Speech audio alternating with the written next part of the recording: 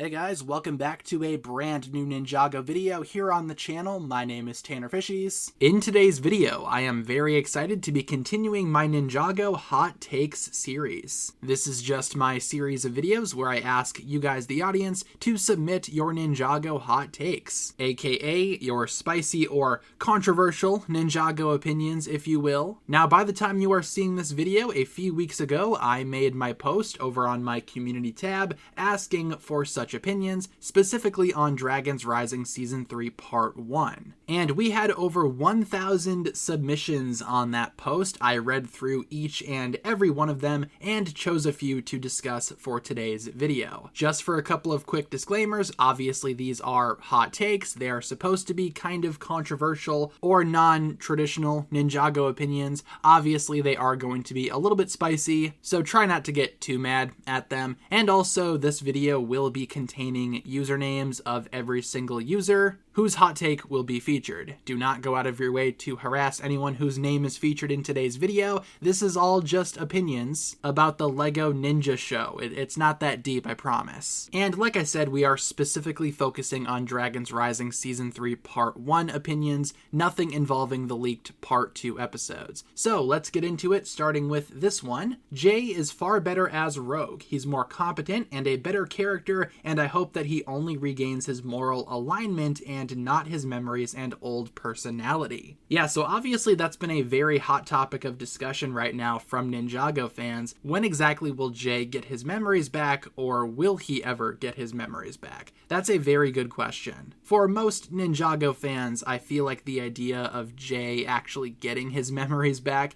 is something that will definitely happen later on, but I've said before in previous videos, what if Ninjago never decides to give Jay his memories back, and instead they decide to build his character from the ground up and start completely fresh? I think it is an interesting option to consider, but the idea of Jay being far better as Rogue, I'd say that's definitely a hot take. I know a lot of people love the evil Jay persona that he's been using in Dragons Rising, but I feel like most Ninjago fans prefer the old original Jay, the one that we've spent many years with. Next up here, not sure if this is a hot take or not, but I love the fact that at the end of Season 3 Part 1, Sora joins Eren on Rass's side. I find it to really show how much she cares about him, and I love that kind of trait in a character, like the I will stay with my best friend no matter where they go type of trait. Yeah, for sure. Now, I know that some people, again, were kind of annoyed that Sora also kind of defected from the ninja at the end of Season 3 Part 1, but ultimately I feel like people are failing to understand her motivation here. Like this comment said, it's more so out of obligation for a friend as opposed to loyalty to a cause. Like, Sora has no interest in reversing the merge or helping Lord Rass on her own, but because Eren wants to go down that path, obviously Sora will be there for Eren. And while it might not be in her best interest, again, she is still showcasing her loyalty to Eren as a friend, and I think that's very admirable. Next up here, I thought this one was very interesting. Eren cries when his parents are dead when most of the OG 4 ninja are orphans their entire childhood, and then someone else replies, "I swear, bro, I hate him so much." Yeah, so, okay, here's the thing, right? I know that for some Ninjago fans, Eren is definitely more annoying than anything, but I feel like he's in his right to be upset over his parents being dead. Now, obviously, at the end of Season 3, Part 1, Jay hints that Eren's parents are not dead, so they're not dead. But as far as Eren is concerned, they are dead. So, again, it doesn't really matter if the OG 4 ninja, if most of them were orphans, because there's really no need to compare trauma like that, if that makes sense. And I feel like Eren can totally be upset over the idea of his parents being dead.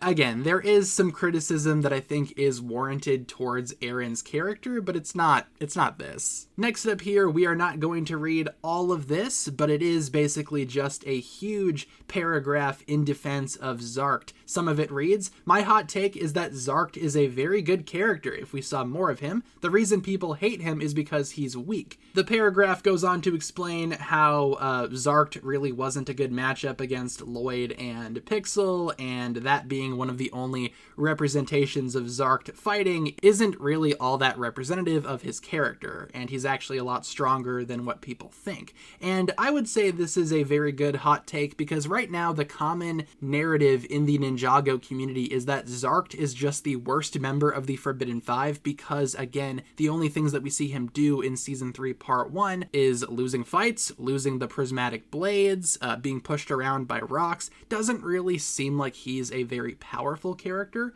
Then again, I don't think we've seen him at his full potential, and I feel like he does still have more to offer as a character and as a fighter. I mean, all of the Forbidden Five are most certainly strong characters by default. They are the Forbidden Five after all, but maybe this comment is onto something. Maybe Zark just had bad matchups. What do you guys think? Is Zark truly this weak and awful character? Like I said though, the most common narrative in the Ninjago community right now is that Zark is just awful. Next up here for the hot takes, Frack x Sora is a peak ship.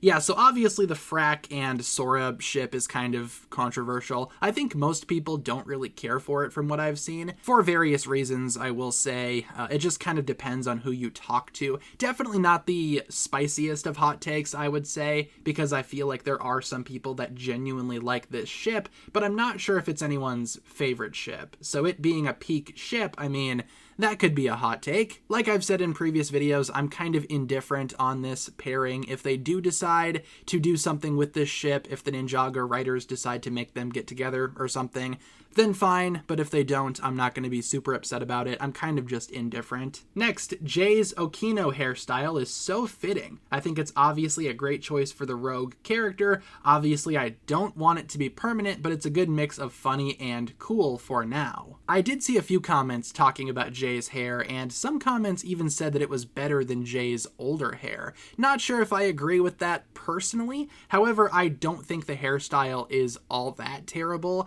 I wish they would have picked a different ponytail hairpiece to base the hair off of, because again, we've seen this hairstyle be used on characters like Okino and Unagami. I kind of wish they chose a different, more unique ponytail for Jay, but I do think it's fitting. I don't think Rogue would have the same hairstyle as Jay, especially after shattering his goodness. He would probably want to do something different since he is a different character now. Again though, with most people in the Ninjago community, I think the reception towards Jay's hair has been very negative overall, and a lot of people just do not like the ponytail. Next here, Season 3 Part 1 has been underwhelming. There was simply too much going on and the writing felt off. Despite having a supposedly big role, Zane pretty much is a background character after he gets his new body. The MacGuffin plot is overplayed and boring, and the Forbidden Five would have been a lot better if they were actually the main villains instead of being Thunderfang's grunts. We could all see that betrayal coming from miles away. My least favorite Dragon's Rising season so far.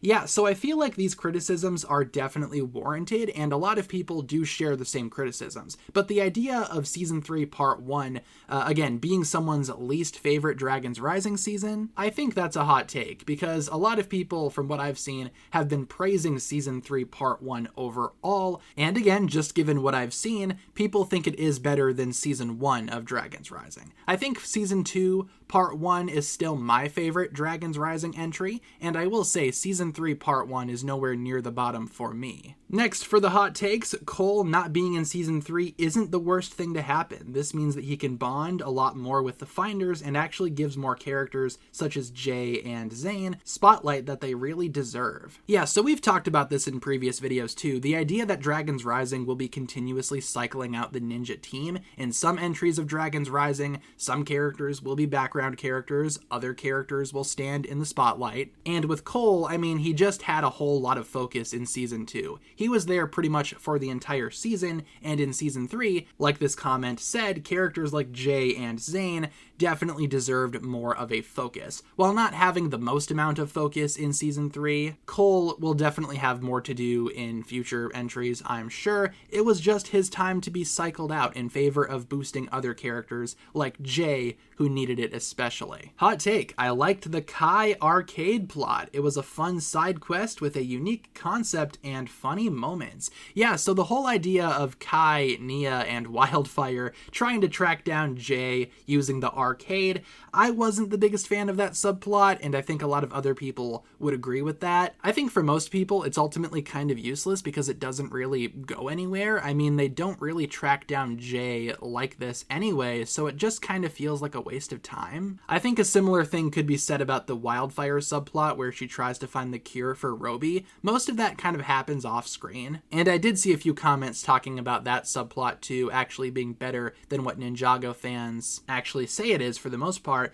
But again, with the arcade plot, I mean, haven't really seen a lot of praise for that subplot, so figured I would include this hot take. It's definitely a unique one that I haven't really seen much of. And finally, we have this one. A lot of it was filler.